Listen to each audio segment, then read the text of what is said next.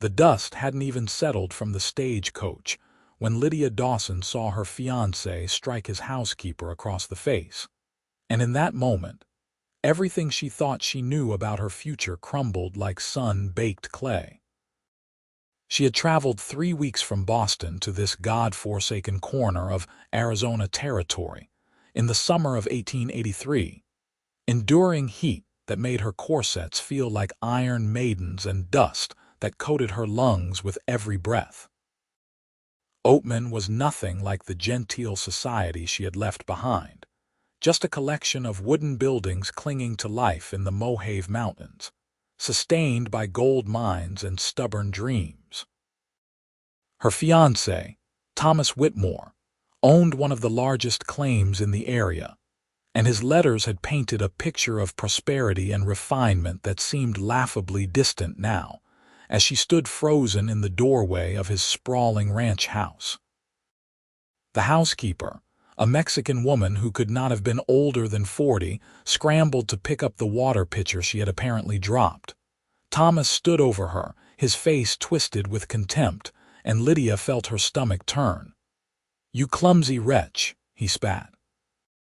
"Clean this mess immediately, and if you break another piece of my property, you will find yourself without employment or a roof over your head."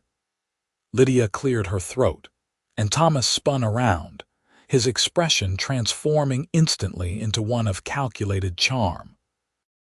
"Lydia, my dearest, you are here at last." He crossed the room in 3 long strides, taking her gloved hands in his. She noticed the housekeeper flinch as he passed, and something cold settled in her chest. "Thomas," she said carefully, pulling her hands away under the pretense of removing her bonnet, "I arrived earlier than expected, so I see." His smile did not quite reach his eyes. "Rosa was just about to prepare refreshments. Rosa, hurry up with that mess and bring us tea." The woman kept her eyes lowered as she worked, and Lydia watched her fiancé settle into his leather chair with the air of a king surveying his domain. This was not the thoughtful correspondent who had written her such eloquent letters about building a life together in the frontier. This was a man who saw other human beings as objects to be used and discarded at his pleasure. Over the following days, Lydia witnessed a pattern that made her blood run cold. Thomas expected Rosa to work from dawn until well past dark, never offering a word of thanks or kindness. He employed 2 other women, both of whom moved through the house like frightened mice, anticipating his needs before he could bark orders at them.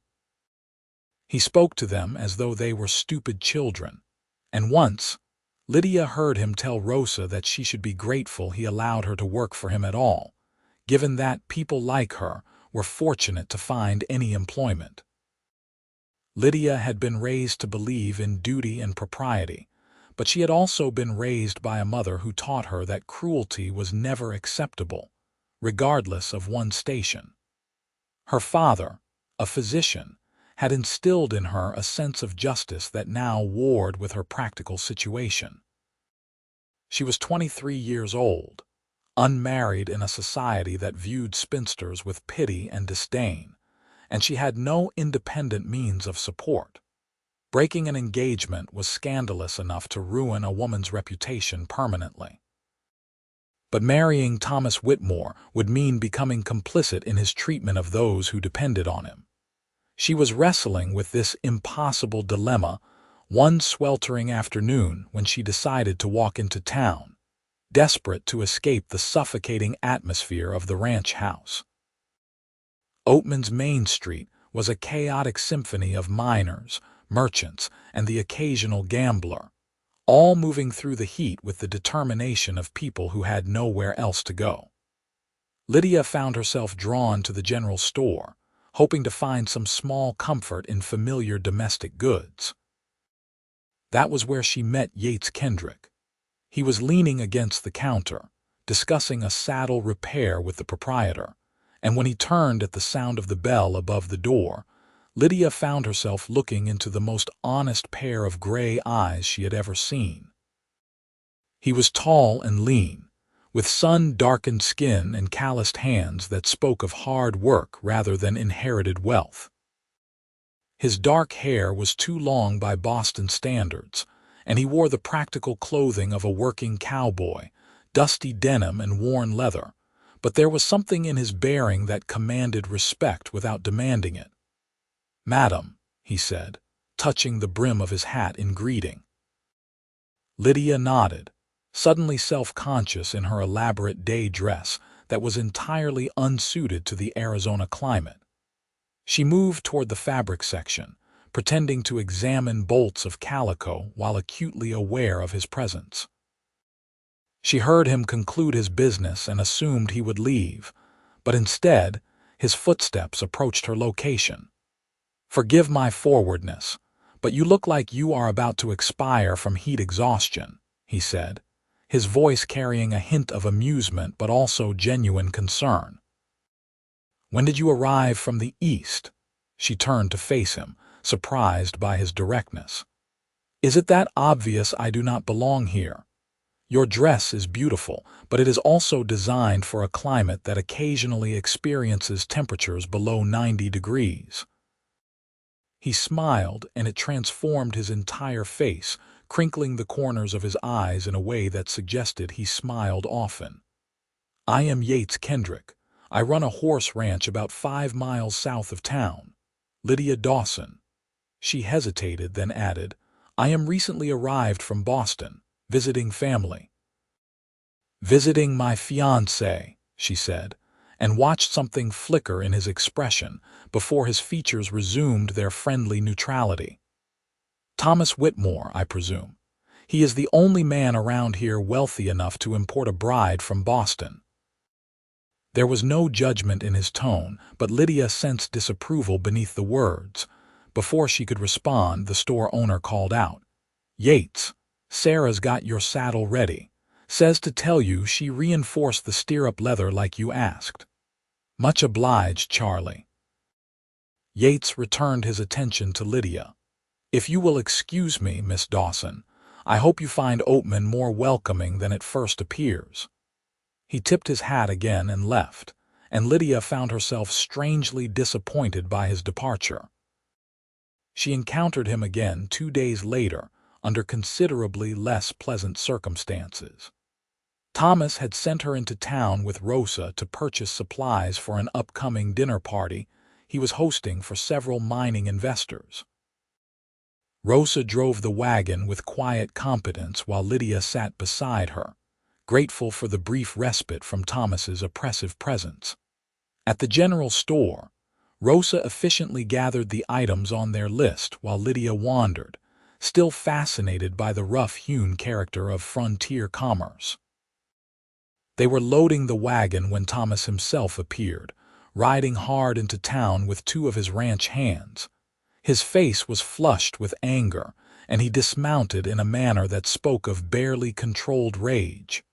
"Rosa," he snapped, "you were supposed to return an hour ago. I have guests arriving and nothing is prepared." The housekeeper ducked her head. "I apologize, Senor Whitmore. The store was very busy today and we had to wait for service." "I do not pay you to make excuses," Thomas said, his voice rising. "You will work through the night if necessary to make up for this delay." He grabbed her arm roughly and Rosa gasped in pain. Lydia started forward. "Thomas, please. It was my fault we took so long. I asked Rosa to help me select fabrics and we lost track of time." He released Rosa but turned his ire on Lydia. "You will learn, my dear, that servants require firm handling. If you indulge their laziness, they will take advantage at every opportunity." "She is not lazy," Lydia said, her voice shaking with suppressed emotion. "She has been nothing but efficient and courteous." Thomas's expression hardened. "You are not yet my wife, Lydia. Do not presume to correct me in public." A shadow fell across them, and Lydia looked up to find Yates Kendrick standing a few feet away, his posture deceptively casual but his eyes sharp and assessing. "Is there a problem here?" he asked mildly. Thomas straightened, clearly displeased by the interruption. This is none of your concern, Kendrick. I make it my concern when I see a man mistreating women on a public street, Yates replied, his tone still friendly but with an edge of steel beneath it. How I manage my household staff is my business, Thomas said coldly. And how you treat your future wife is hers, Yates countered, looking directly at Lydia. Unless I am mistaken about the kind of man you want to marry. The implication hung in the air like smoke. Lydia felt her face flush, caught between mortification at being the center of such a public scene and gratitude that someone had finally spoken aloud what she had been thinking for days. Thomas looked ready to escalate the confrontation, but several townspeople had stopped to watch, and he was too conscious of his reputation to make a greater spectacle. "Come, Lydia," he said tightly. "We are leaving." He mounted his horse and gestured for her to join Rosa in the wagon. Lydia met Yates's eyes for a long moment. She saw concern there and something else she could not quite name. Then she climbed into the wagon and Rosa clicked the reins, guiding them back toward the ranch. That night, Lydia could not sleep. The heat was oppressive, but more than that, her mind churned with impossible choices. She sat by her bedroom window, looking out at the moonlit desert, and tried to imagine spending the rest of her life as Thomas Whitmore's wife. The picture that formed made her want to weep. A soft knock at her door startled her. "Miss Dawson." It was Rosa's voice, barely above a whisper. Lydia opened the door to find the housekeeper standing in the hallway, illuminated by a single candle. "Is something wrong?" Rosa glanced nervously down the hallway. "I wanted to thank you for defending me today. That was very kind." "It was only the truth," Lydia said. "You work harder than anyone should have to." The older woman's eyes filled with tears. "You are a good person, Miss Dawson, too good for this house." She hesitated, then continued in a rush. Senor Whitmore's first wife left him after only 6 months of marriage. She returned to her family in California and refuses to speak of what happened, but I was working here then. I saw how he treated her. Like she was another piece of property to be managed. Lydia's blood ran cold. He was married before. He does not speak of it. Most people in town have forgotten or choose not to remember because he has money and influence. Rosa reached out and briefly squeezed Lydia's hand. "I should not have said anything, but I could not let you walk into this marriage without knowing. You deserve better." After Rosa left, Lydia sat in the darkness and faced the truth she had been avoiding. She could not marry Thomas Whitmore. She would not become another woman broken by his cruelty and contempt. But the practical realities of her situation felt insurmountable. She had no money of her own, no family in the territory, and nowhere to go. Breaking the engagement would strand her in Oatman with no means of support, and a scandal that would follow her, wherever she went. She spent the next 3 days in a fog of anxiety, mechanically going through the motions of helping prepare for Thomas's dinner party, while her mind searched desperately for a solution. Thomas seemed to sense her withdrawal, and became increasingly solicitous, showering her with compliments and gifts that felt like chains tightening around her wrists. The dinner party itself was a revelation. Thomas's guests were wealthy mine owners and investors, men of power and influence in the territory. He played the gracious host with practiced ease, and Lydia watched him charm and manipulate his way through every conversation. But she also watched how he treated the women serving the meal. Rosa and the other staff moved silently through the room, and whenever one of them made the slightest error, Thomas's eyes would flash with barely concealed rage. He never corrected them in front of his guests, but Lydia saw the fear in their faces and knew what awaited them after the evening ended. One of the guests, a portly man named Henderson, made a crude joke about women knowing their place, and Thomas laughed heartily. adding his own observation that the fairer sex required constant guidance and correction. Several other men nodded in agreement, and Lydia felt physically ill. This was the world she was about to enter, a world where women existed only to serve men's needs and ambitions. She excused herself early, claiming a headache, and retreated to her room. She had just removed her dinner gloves when she heard raised voices from downstairs. Moving to the top of the staircase, she peered down to see Thomas berating Rosa in the now empty dining room. "You spilled sauce on Henderson's plate. Do you have any idea how that made me look?" He grabbed a serving tray from her hands and threw it against the wall, where it clattered loudly. "You are worthless. I should turn you out tonight and let you see how far your incompetence gets you." Rosa was trembling, and Lydia saw tears streaming down her face. Something inside Lydia snapped. She descended the stairs with her heart pounding, no longer caring about propriety or consequences. "Thomas, stop this immediately." He whirled to face her, surprise and anger warring on his features. "I told you, this is none of your concern." "It is entirely my concern if I am to be mistress of this household," Lydia said, drawing on every ounce of courage she possessed. "And I will not tolerate this kind of treatment of the staff." "You will tolerate whatever I deem appropriate," Thomas said, his voice dangerously quiet. "You seem to have forgotten your position, my dear. You are here as my guest and future wife, not as some kind of moral authority."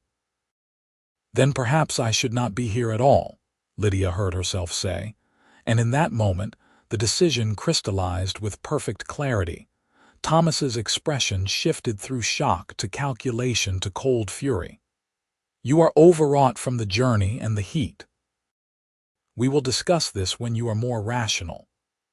"I am perfectly rational," Lydia said, her voice steady despite her shaking hands. "I cannot marry you, Thomas. I will not spend my life with a man who treats other human beings with such contempt and cruelty." "If you break our engagement, you will be ruined," he said flatly. "No respectable man will have you, and you have no means of supporting yourself. You will end up destitute or worse." "That may be true," Lydia acknowledged, "but at least I will be able to live with myself." She turned and walked back upstairs, her entire body trembling with the magnitude of what she had just done. Behind her, she heard Thomas say something vicious in a low voice to Rosa, then the sound of the front door slamming as he left the house. Lydia packed her belongings with shaking hands, knowing she needed to leave before Thomas returned. Rosa appeared in her doorway, her eyes wide with fear and something that might have been hope. "Miss Dawson, where will you go?" "I do not know," Lydia admitted, "but I cannot stay here." She looked at the housekeeper, seeing her clearly for perhaps the first time. "Rosa, why do you stay? Surely there are other positions you could secure." "Senor Whitmore provides housing for me and my daughter," Rosa said quietly. "My husband died 2 years ago and we have nowhere else to go. If I leave his employment, we will be homeless." The revelation struck Lydia with the force of a physical blow. Rosa was trapped here just as surely as she herself had been, but with far less ability to escape. Lydia reached into her reticule and pulled out the small amount of money she had brought from Boston, pressing it into Rosa's hands. "This is not much, but perhaps it will help you and your daughter find a new situation." Rosa's eyes filled with tears. "I cannot take your money, miss." "Please," Lydia insisted. "I want to help, even if it is only this small amount." They embraced briefly, and then Lydia gathered her bags and slipped out into the night. She had enough money left for a stagecoach ticket back east, but the next stage would not depart for 3 days. She would need to find lodging in town and pray that Thomas did not make her remaining time in Oatman unbearable. The walk to town was harrowing in the darkness, but fear propelled her forward. By the time she reached Oatman's Main Street, Her feet were blistered and her arms ached from carrying her bags. The hotel looked warm and welcoming, a beacon of refuge, but when she approached the desk clerk and asked for a room, he looked at her with obvious skepticism. "You are Thomas Whitmore's intended, are you not?" he asked. "I was," Lydia said carefully. "The engagement is broken." The clerk's expression shuddered. "I am sorry, miss, but I cannot rent you a room. Mr. Whitmore is an important patron of this establishment, and I cannot risk offending him." Lydia felt desperation rising in her throat. "Please, I have money. I need somewhere to stay until the stage departs." "I am truly sorry," the clerk repeated, but his tone suggested he was more concerned about business than her welfare. Lydia stood on the hotel steps, fighting back tears of exhaustion and fear. She had been so focused on escaping Thomas that she had not fully considered how difficult it would be to survive without his protection or her own resources. The frontier was not kind to women alone. "Miss Dawson." The familiar voice made her look up. Yates Kendrick was dismounting from his horse, his expression concerned. "What are you doing out here at this hour?" The kindness in his voice was her undoing. The tears she had been holding back spilled over, and she found herself explaining the entire situation in a rush of words. Yates listened without interrupting, his face growing progressively more serious. When she finished, he said quietly, "You did the right thing. A man who treats women like servants is not fit to be anyone's husband." "The hotel will not give me a room," Lydia said, wiping at her tears with the back of her hand. "I have nowhere to go."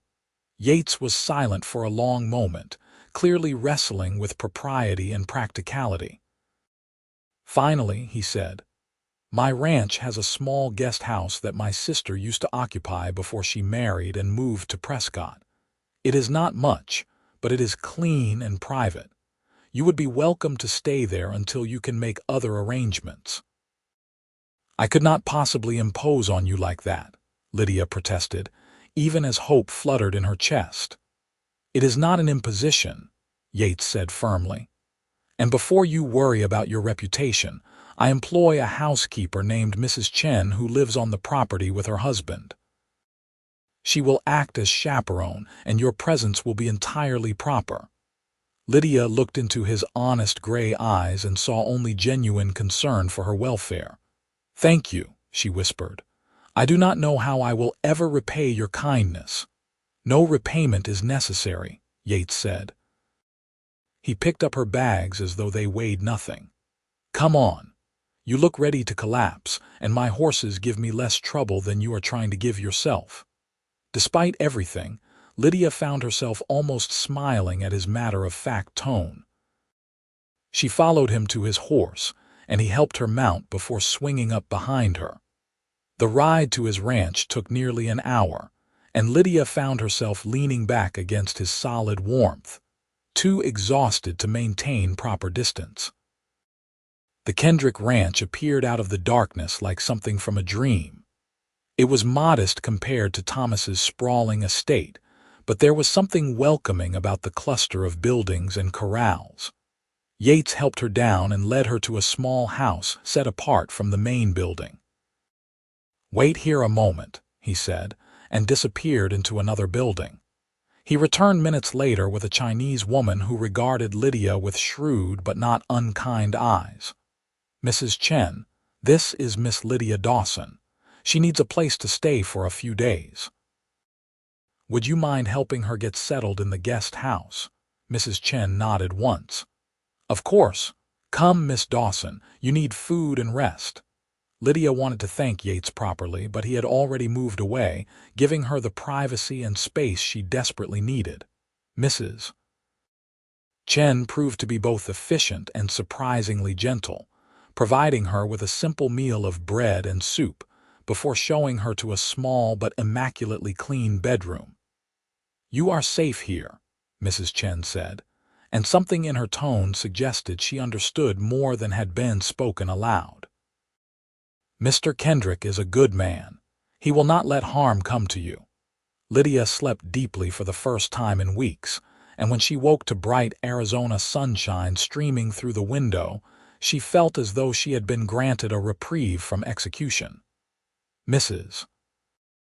Chen brought her breakfast and fresh water for washing, and through the window, Lydia could see Yates working with horses in a nearby corral. She watched him for a long time, fascinated by the patience and skill he displayed. He was gentling a young mare, speaking to her in low tones and moving with careful deliberation. The horse, initially skittish, gradually calmed under his steady presence. It was a stark contrast to Thomas's approach to everything in his life, which seemed to involve domination and control. Later that morning, Mrs. Chen brought her a split riding skirt and simple blouse. "Mr. Kendrick thought you might like more practical clothing," she explained. "These belong to his sister. She said you could have them if they are useful." The gesture touched Lydia deeply. She changed gratefully, reveling in the freedom of movement the simpler garments allowed. When she emerged from the guest house, she found Yates waiting by the corral fence. "Feeling better?" he asked. "Much better, thank you." She joined him at the fence, watching the horses graze peacefully in the morning light. "I owe you an enormous debt." "You do not owe me anything," Yates said, "but if you are feeling restless, I could use an extra pair of hands around here. Mrs. Chen manages the house brilliantly, but I am behind on some of the ranch accounts, and my handwriting is barely legible." Lydia understood what he was offering, a way to feel useful rather than helpless, a purpose to fill the anxious waiting. "I would be happy to help," she said. Thus began what would later seem like an enchanted interlude from reality. Lydia spent her days helping with the ranch accounts, which were indeed in a state of mild chaos. Yates was clearly a talented horseman and rancher, but had little patience for paperwork.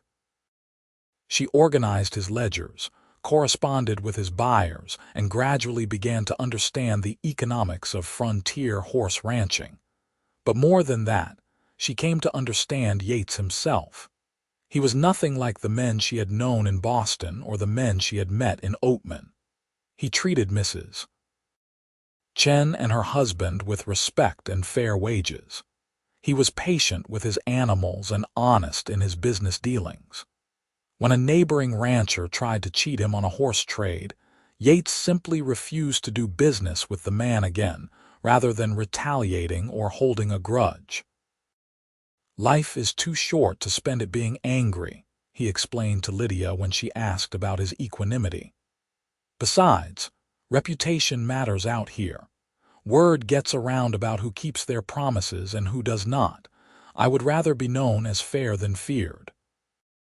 They fell into an easy routine of working together during the day and sharing meals that Mrs. Chen prepared with quiet efficiency. In the evenings, they would sit on the porch of the main house and talk while the desert cooled around them.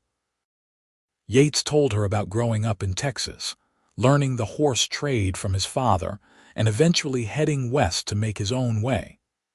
Lydia told him about Boston, her father's medical practice, and her mother's tireless work with charitable organizations. "So how did you end up engaged to Thomas Whitmore?" Yates asked one evening, his tone carefully neutral. Lydia sighed. "His letters were very persuasive. He presented himself as a gentleman seeking an educated, refined wife to help him build a cultured life in the frontier. My parents had passed away within 6 months of each other, and I was living with my aunt, who made it clear I was a burden. When Thomas's proposal arrived, it seemed like an answer to prayer. A new life, a fresh start, a chance to be useful and valued." "You deserve all of those things," Yates said quietly, "but not at the cost of your self-respect or safety." Their eyes met, and Lydia felt something shift between them, a recognition that went beyond friendship or gratitude. She looked away first, suddenly nervous.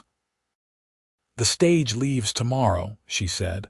"I suppose I should prepare to return to Boston." "Is that what you want?" Yates asked. "To go back," Lydia considered the question honestly. Boston meant her aunt's grudging hospitality, the scandal of a broken engagement following her wherever she went, a return to the narrow confines of a life that had never quite fit. "I do not know what I want," she admitted, "except that I do not want to go back to who I was before." "Then stay," Yates said, and the words hung in the air between them, heavy with implication. "I cannot continue to impose on your hospitality indefinitely," Lydia protested. "It is not an imposition," Yates said. "The ranch accounts have never been so organized, and Mrs. Chen says you have been helping her with the garden and the preserving.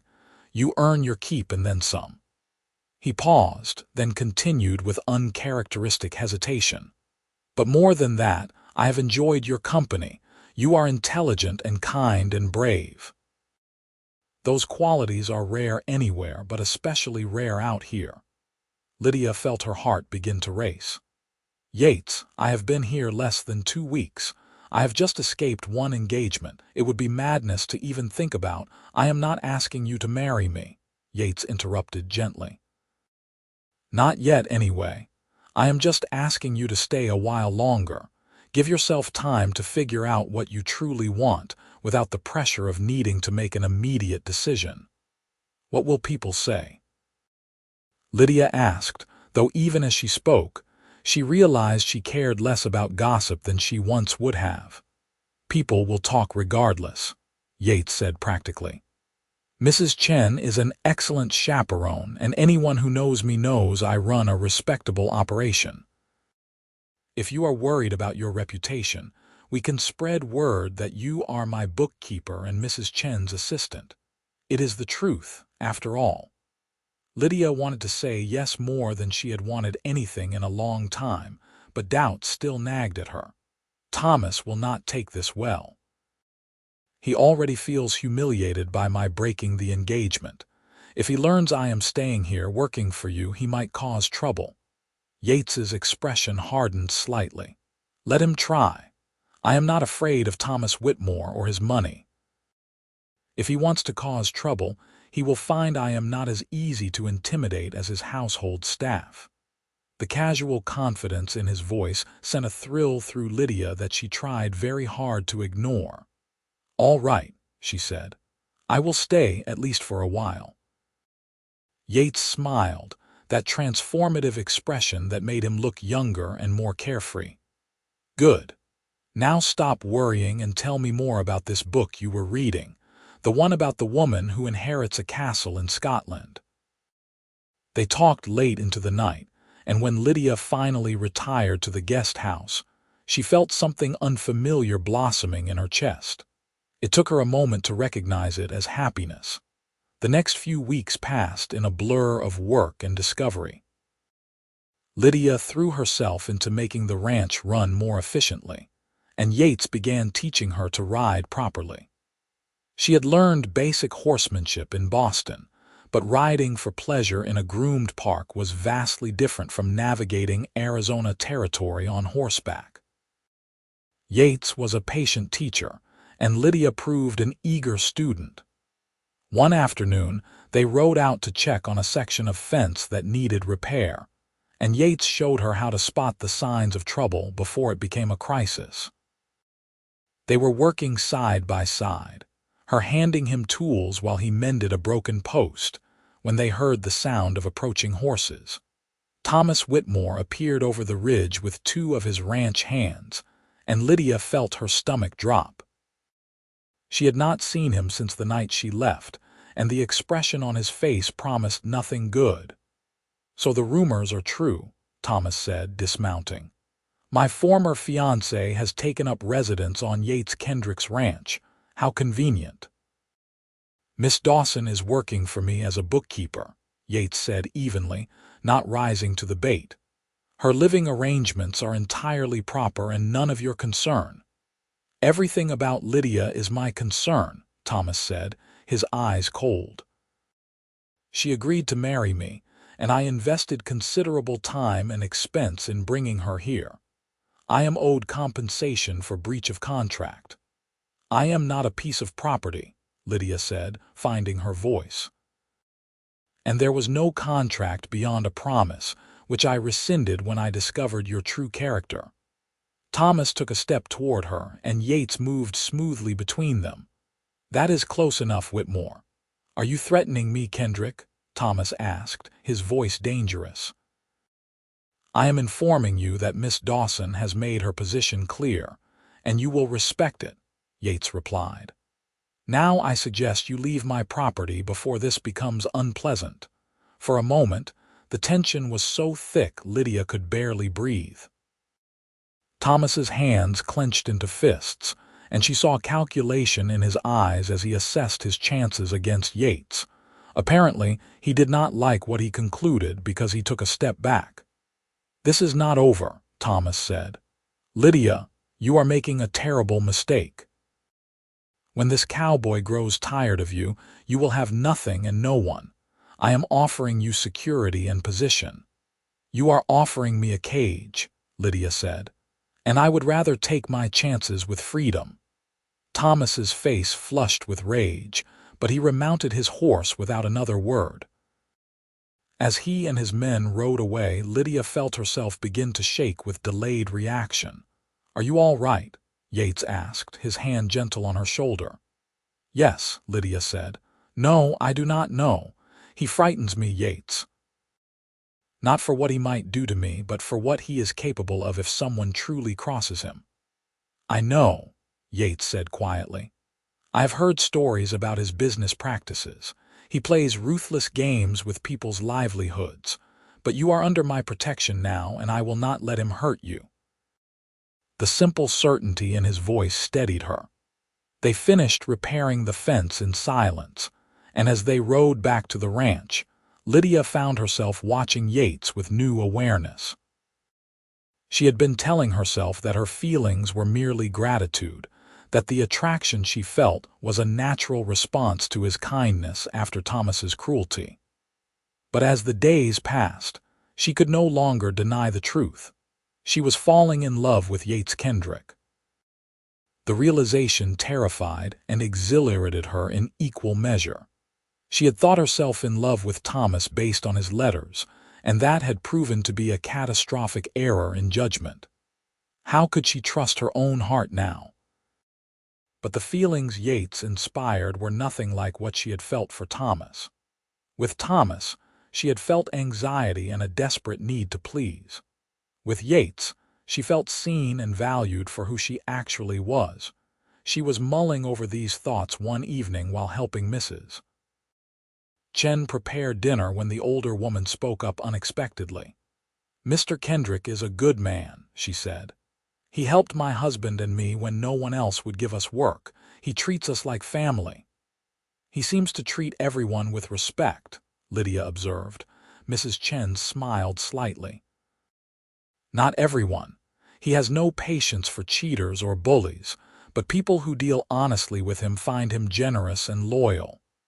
She paused, then added, He looks at you the way my husband looks at me, like you are the answer to a question he did not know he was asking. Lydia felt her cheeks warm. Mrs. Chen, I have only been here a short time. It is too soon to think about such things. The heart does not follow a schedule, Mrs. Chen said pragmatically.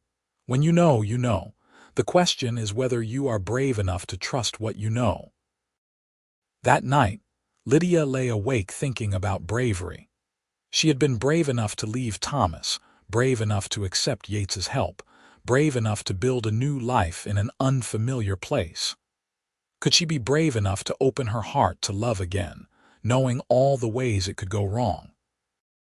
The question was answered for her a week later when a crisis forced everything into sharp focus. One of Yates's mares, a valuable breeding horse, went into labor with complications. Yates spent hours in the barn trying to help the horse deliver her foal, and Lydia found herself pacing anxiously outside, unable to settle until she knew both mother and baby would survive. Near dawn, Yates emerged from the barn, exhausted but smiling. She made it. They both made it. Lydia threw her arms around him without thinking, overcome with relief. He caught her, holding her close, and for a long moment, they stood frozen in an embrace that shifted from celebratory to something much more profound. When Lydia pulled back, she found Yates looking at her with an expression that made her breath catch. "Lydia," he said softly, "I know this is too soon. I know you need time to heal and figure out what you want from life, but I have to tell you that I am in love with you. I have been since the day I saw you standing up to Thomas in town, all righteous fury and courage. I will wait as long as you need me to wait, but I could not go another day without you knowing how I feel." Lydia felt tears prick her eyes, but they were tears of joy rather than sorrow. "I love you too," she whispered. "I was so afraid to admit it, so afraid of making another mistake, but I know the difference between how I feel with you and how I felt with Thomas. With you, I feel like myself, like the best version of myself." Yates cupped her face in his calloused hands. "You are remarkable, Lydia Dawson. And if you will have me, I promise to spend the rest of my life making sure you know how remarkable you are." "I will have you," Lydia said, and then his lips were on hers, and the kiss was everything a kiss should be, tender and passionate and full of promise for the future. They were married 2 months later in a simple ceremony in Oatman's small church. Lydia wore a practical blue dress that Mrs. Chen had helped her make, and Yates wore his best suit, which was still more functional than fashionable. Rosa attended with her daughter, having finally left Thomas's employment after Yates helped her secure a position with a kind family in Prescott. The guest list was small, mostly neighboring ranchers and townspeople who had come to know and respect the couple. Thomas Whitmore did not attend, of course. He had left Oatman abruptly 3 weeks before the wedding, rumors swirling about financial troubles with his mine.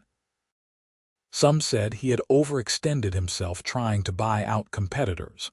Others whispered about cheated investors seeking retribution. Lydia felt no satisfaction in his downfall, only a quiet relief that he was gone and could no longer cast a shadow over her new life. The years that followed were filled with hard work and deep contentment. Lydia and Yates built the ranch together, expanding the horse breeding operation and earning a reputation for quality and fair dealing.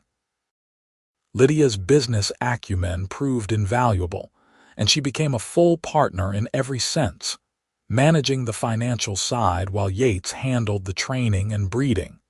They faced challenges, of course. Droughts and hard winters, difficult foals and market fluctuations, the constant struggle to make a living in an unforgiving land. But they faced everything together, and that made all the difference. 3 years after their wedding, Lydia gave birth to a son they named Samuel, after Yates's father. 2 years later, a daughter named Grace arrived, fierce and independent from the moment she drew breath.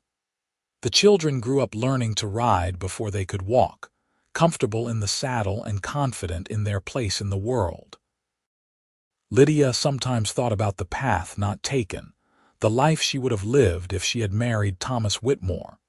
She would have been wealthy and socially prominent, mistress of a grand house with servants to anticipate her every need.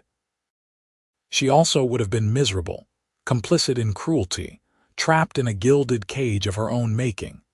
Instead, she had calloused hands from ranch work, sun-damaged skin that no amount of lotion could soften, and a life filled with purpose and love. She had a husband who valued her opinions, included her in decisions, and never once treated her as inferior or subordinate. She had children who were being raised to respect all people regardless of station or background. She had built something real and lasting. One evening, when Samuel was 7 and Grace was 5, the family sat on the porch watching the sunset paint the desert in shades of gold and crimson. The children were playing a complicated game involving stick horses and imaginary cattle rustlers, and Yates had his arm around Lydia's shoulders. "Do you ever regret it?" Yates asked quietly. "Giving up the life you could have had?" Lydia leaned into his warmth, watching their children play. "Not for a single moment," she said honestly. "You gave me something far more valuable than wealth or status. You gave me a choice about what kind of life I wanted to live and what kind of person I wanted to be." "You made that choice yourself," Yates corrected. "I just happened to be there when you needed a friend." "You were more than a friend," Lydia said, turning to look at him. "You were the man brave enough to tell me the truth I needed to hear. You said, 'Don't marry a man like that,' and you were right. Those words changed everything." Yates kissed her temple. "Best decision I ever made was convincing you to stay." "Best decision I ever made was listening," Lydia replied. As the sun dipped below the horizon and the desert cooled, Samuel rushed over to show them a particularly interesting rock he had found, and Grace demanded that her father settle a dispute about the rules of their game. Yates obliged with his characteristic patience, and Lydia watched the three people she loved most in the world with a heart so full it almost hurt. Years later, when Samuel brought home a young woman he hoped to marry, Lydia watched carefully to see how her son treated his intended. She saw him hold doors, listen to her opinions, laugh at her jokes, and yield to her judgment without his pride suffering. She saw respect and partnership, the foundation of real love. When Grace grew into a formidable young woman who announced her intention to study veterinary medicine, despite it being an unconventional choice for a woman, Yates supported her ambition without hesitation. "She has your brains and my way with animals," he told Lydia proudly. "She will be brilliant." The ranch prospered over the decades, becoming known throughout the territory and eventually the state for producing exceptional horses. Lydia's business records were meticulous, and several other ranchers asked her to help them organize their operations. She developed a small consulting business, helping other women who wanted to be more involved in their family enterprises. Mrs. Chen remained with them until her death at the age of 78, and they mourned her like family because that was what she had become. Her husband followed her 6 months later, and they were buried side by side in the small cemetery overlooking the ranch. Their headstones simple but dignified. Roser wrote faithfully over the years, sharing news of her own life and her daughter's marriage and the grandchildren who followed. She always ended her letters with thanks for the kindness that had allowed her to escape Thomas Whitmore's employ and build a better life. Lydia treasured those letters as reminders that even small acts of courage and compassion could ripple outward in unexpected ways. Thomas Whitmore himself faded into obscurity, his name occasionally surfacing in connection with failed business ventures or social scandals, but never again wielding the power and influence he had once commanded. Lydia heard, years after the fact, that he had married again, but the marriage had been brief and ended badly. She felt only pity for whoever had been unfortunate enough to become his wife. As Lydia and Yates grew older, their love deepened and matured like good wine. The passion of their early years mellowed into something richer and more complex, built on decades of shared experience and mutual respect. They knew each other's rhythms and moods, could communicate with a glance across a crowded room, and still found pleasure in each other's company after 40 years of marriage. On their 40th anniversary, their children and grandchildren gathered at the ranch for a celebration. Samuel had taken over much of the day-to-day operation, though Yates still could not resist getting involved with training the young horses. Grace had indeed become a veterinarian and was making a name for herself treating large animals throughout the territory. The grandchildren, 5 in total, ran wild through the property with the same freedom their parents had enjoyed. That evening, after the guests had departed, and the house had quieted, Lydia and Yates sat on the porch as they had done countless times before. The desert spread before them, vast and beautiful, painted silver by moonlight. 40 years, Yates mused. Seems impossible that much time has passed. And yet I remember the day we met as clearly as if it were yesterday, Lydia said. You were discussing saddle repairs, and you looked at me with those honest gray eyes, and I thought, here is a man who sees things clearly. I saw you clearly, Yates agreed. Saw a woman who was too good for the life she had been offered and brave enough to refuse it. You told me not to marry a man like Thomas, Lydia said. And then you showed me what a good man looked like. You gave me a standard to measure against and the courage to believe I deserved better. Yates took her hand, his grip still strong despite the arthritis that was beginning to stiffen his joints. We built something good here, Lydia. Not just the ranch, but a family, a legacy. Our children and grandchildren know what it means to treat people with dignity. They know that character matters more than wealth, and that love is about partnership, not possession. We did, Lydia agreed, emotion tightening her throat. And it all started because you cared enough about a stranger to speak up when you saw injustice. I cared because you were worth caring about, Yates said simply. You still are. Every single day. They sat in comfortable silence as the night deepened around them, two people who had found each other against improbable odds and built a life of meaning and purpose. Lydia thought about the frightened young woman she had been, stepping off the stagecoach in Oatman with such naive hopes for the future. That woman had believed marriage was about security and respectability, about fulfilling social expectations and avoiding scandal. The woman she had become understood that marriage was about mutual respect and shared dreams, about facing life's challenges with a trusted partner at your side. It was about choosing every day to love and support each other, even when it was difficult. It was about building something together that was greater than either person could create alone. As they finally rose to go inside, Lydia paused to look back at the ranch spread out before them. The buildings they had maintained and improved over the years, the corrals where generations of horses had been trained, the gardens that Mrs. Chen had started and Lydia had continued tending. This was home in the deepest sense, a place built by love and sustained by commitment.